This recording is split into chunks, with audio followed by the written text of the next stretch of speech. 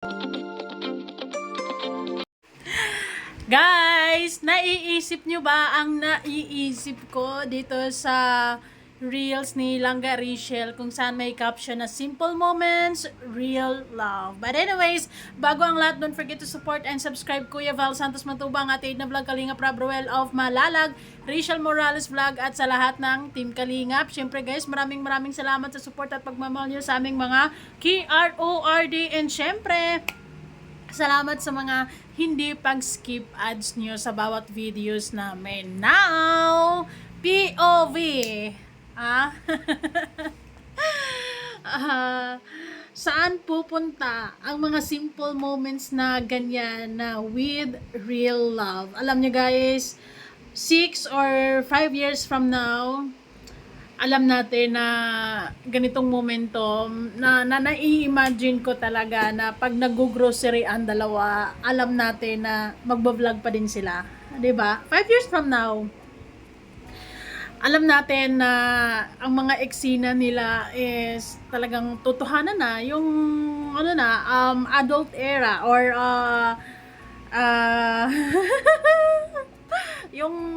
yung ano na as a whole, as a family, as married life. And siguro pag naiisip ko yon, magiging emotional ako sa part na grabe no, grabe yung pagmamahal, support at unconditional love ng mga supporters na hanggang sa mag-asawa sila, hanggang sa magkaanak, yung mga ganitong moments is kayong mga solid supporters dyan, mga kabarangay Rochelle natin dyan is nanatiling sulit, nanatiling masaya na sumubaybay sa kung anong mga kaganapan nila sa araw-araw. Oh, diba? Na-imagine ko din. Okay.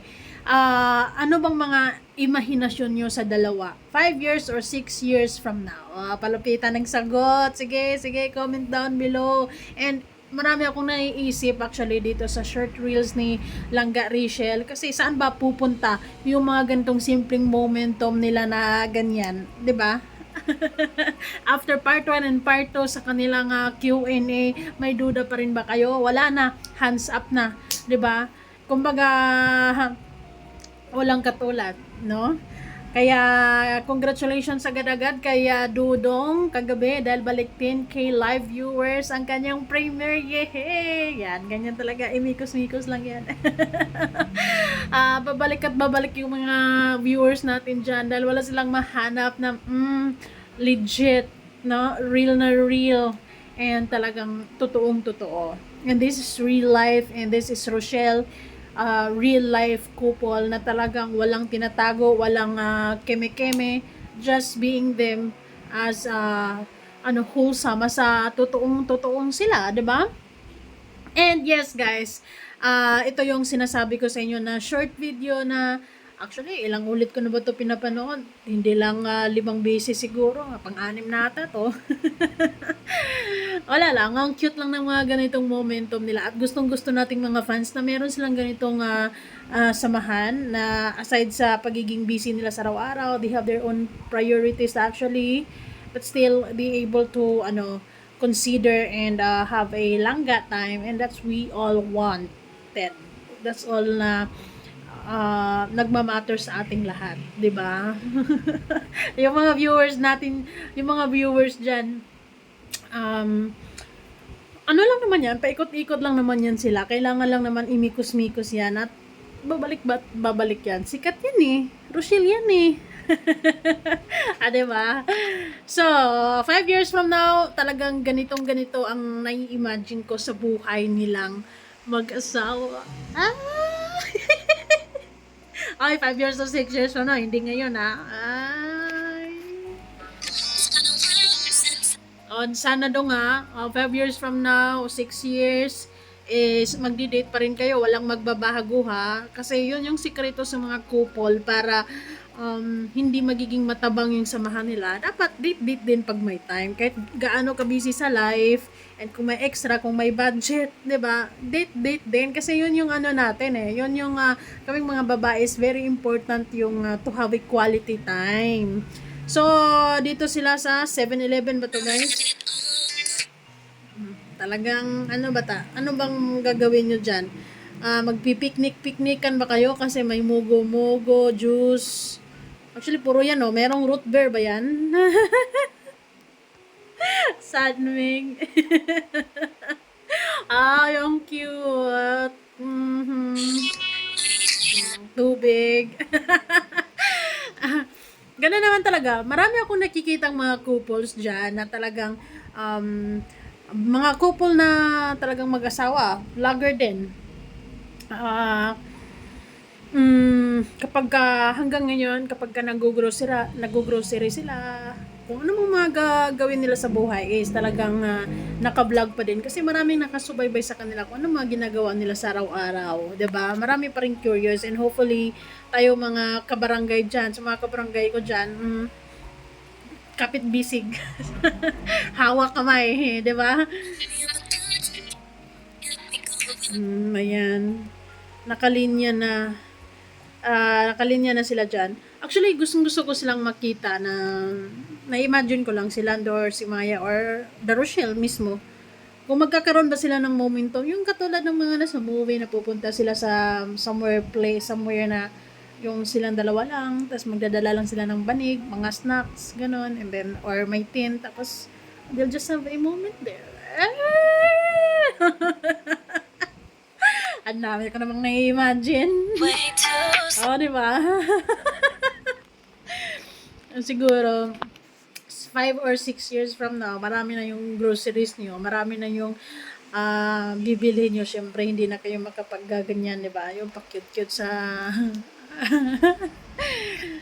Pero dito, nakakatuwa. For sure, sa ano na to, sa araw na to, or sa gabi na to, is they're having a good time. Magkasama silang dalawa, and, yun, banding. Date. Isa yun sa mga talagang kailangan sa isang relasyon na to make your, para mas lalong tumatag, diba? Ang astig. Gustong-gusto ko din yung mga ganyan, yung motor-motor lang, rides. Tapos, syempre, dyan sa, Big Bro. Ayan, isa din yan sa favorite ko na, bilihan ng milk tea. Kasi masasarap yung milk tea dyan sa Big Bro. Ay, gustong-gusto ko yung yung araw na to. 'Di ba? Silang dalawa lang. Yung I don't know if they have a vlog for this day or talagang ito lang yung reels na pakunti-kunti lang kasi gusto lang nilang i-seize ang momentum na to na wala mo ng vlog. No work muna. Ay, alam nyo guys, kahit siguro, alam ko naman na maraming mga nagdududa dyan, pero from part 1 to part 2 nag-tune in nila, nagbabago na rin yung isip nila for sure. Diba? Kasi hindi nila mahanap yung ganitong realness sa iba eh. Diba? Hindi nila mahanap yung ganitong feelings sa iba eh, because ito kasi very genuine, very real, and relatable to everybody, to sa ating lahat. Diba? Kasi totoong-totoo kasi sila. Aztec no. Sana all marunong mag-drive. Ang ganda naman ng driver mo dyan, Dong. Oo, diba? Sana So, yun yung short, simple moment, date vlog, short vlog ng dalawa. No? For sure, natulog silang nakangiti. And syempre sa mga fans, masayang-masaya din tayo. Sobrang, mas lalong tumatag yung pagtitiwala at pagmamahal natin at suporta natin sa kanila while watching sa mga ganitong moment nila, di ba? 5 years from now, for sure, makikita pa din natin silang nag-grocery together. Pero mas marami na yung mabibili nila. As in, yung cart na napunuan na. Kasi syempre, meron na silang mga anak, like mga 4. Ang dami naman, grabe. But anyways,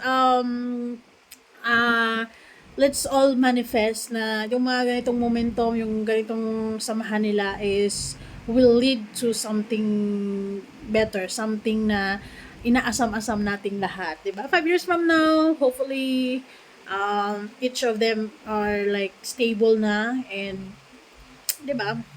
Ganon. Graduate na rin sila. Of course, graduate naman na rin si Dodong, di ba? Kumbaga, konting panahon na lang naman na inaantay ni Dodong, ready to settle naman na yan kasi 25 na rin naman siya, di ba? So, kung maghintay siya ng 5 to 6 years, 31 na siya. So, tamang-tama talaga sa lalaki na mag-settle down ng mga ganyang edad. And tamang-tama na kahit pa paano, nakakaipon na rin. Of course, basta ano lang, stay strong guys, embrace positivity, avoid negativity, and keep calm and love Rochelle. That's it. Bye kayo guys. Ano bang mga naiisip niyo sa Rochelle 5 years from now?